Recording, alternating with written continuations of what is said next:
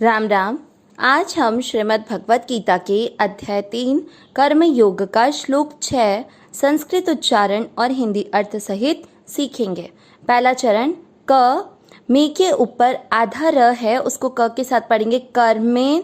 अब मी के बाद में जो मात्रा के अंदर आधा न और द्र है, तो आधे न को अपन क्या करेंगे कि मी के साथ पढ़ेंगे कर्मेन, और द्र का अर्थ होता है द आधा और र पूरा।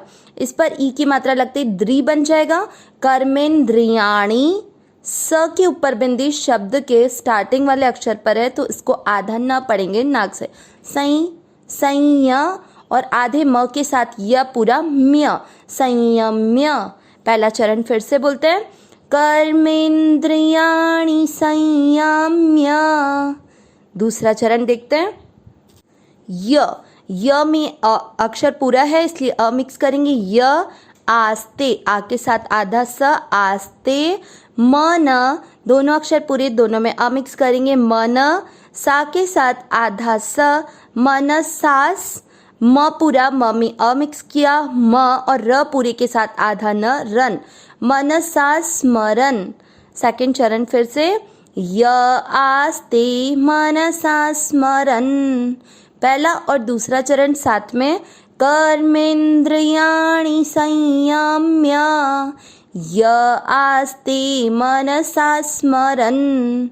तीसरा चरण देखते हैं, ई छोटा है, मात्रा के अंदर वही आधा न और द्र, जैसे अपन ने पहले चरण में कर्मेंद्रियाणी पढ़ा वैसे ही होगा। ई के साथ आधा न इन और द्र वही द आधा और र पूरा, उस पर ई की मात्रा लगती द्री बन गया। इंद्रियार, या के साथ आधा र, इंद्रियार। था के साथ आधा न, थान, इंद्रियार थान। विमू, मुंह की मात्रा बड़ी लंबा खींचना है। विमूढ़ा, ढ है ये, कुछ लोग इसको ड बोलते हैं, ड नहीं है, ढ से ढक्कन है, तो विमूढ़ा। और आधे त के साथ मा, विमूढ़ात्मा।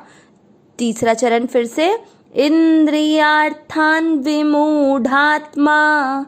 चौथा चरण देखेंगे, मी आधे थ के साथ या, मिथ्याचार, र में अ मिक्स किया, मिथ्याचार।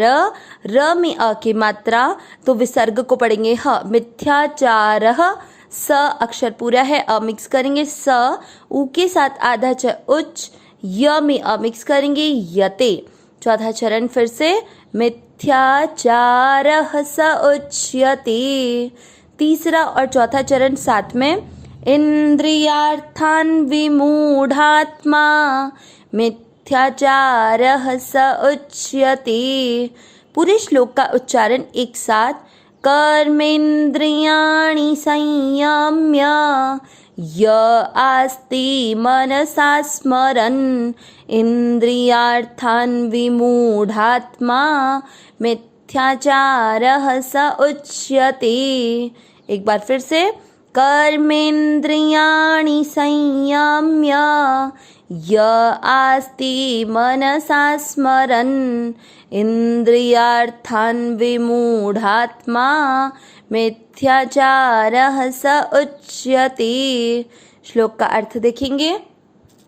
इससे पिछले श्लोक 5 में हमने देखा था कि कोई भी मनुष्य किस क्षण मात्र के लिए भी कार्य किए बिना नहीं रह सकता है।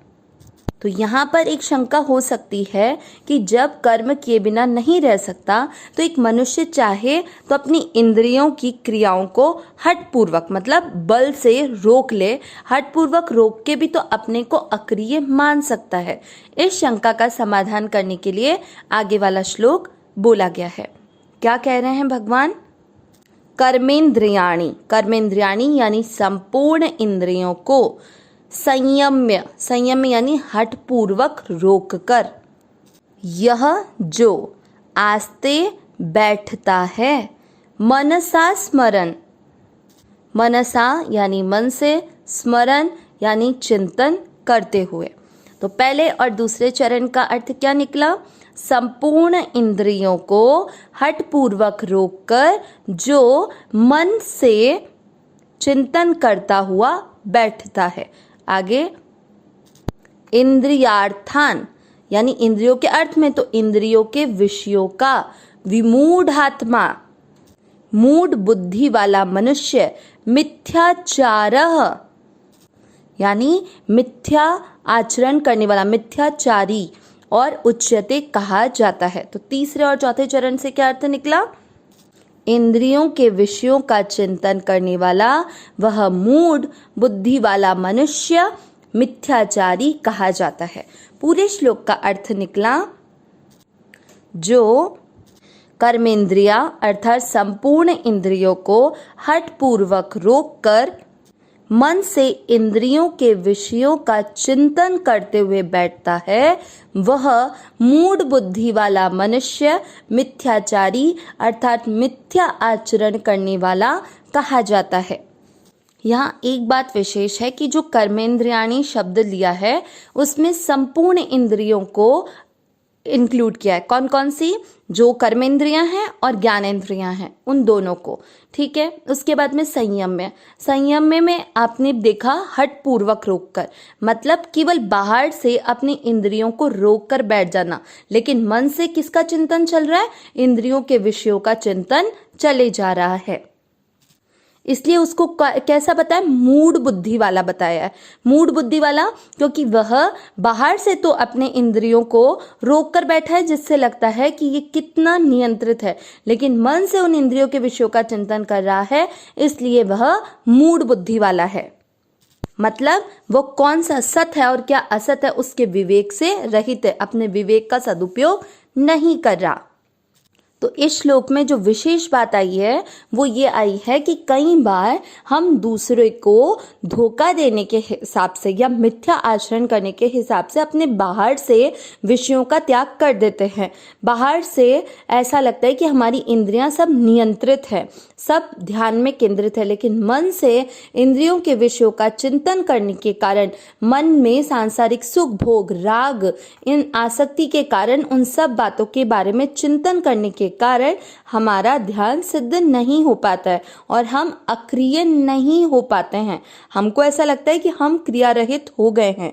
इसीलिए भगवान यहाँ बोल रहे हैं कि जब आपने अपनी इंद्रियों को हठपूर्वक रोक लिया लेकिन मन से विषयों का चिंतन चल रहा है तो वो भी क्रिया हो रही है। इसीलिए भगवान ने ये कहा था कि मनुष्य क्षण मात्र के लिए भी क्रिया किए बिना नहीं रह सकता है। इसलिए जब तक इंद्रियों के विषयों का बाहर से त्याग होने के साथ साथ मन से त्याग नहीं होगा तब तक मनुष्य अक्रिय नहीं है।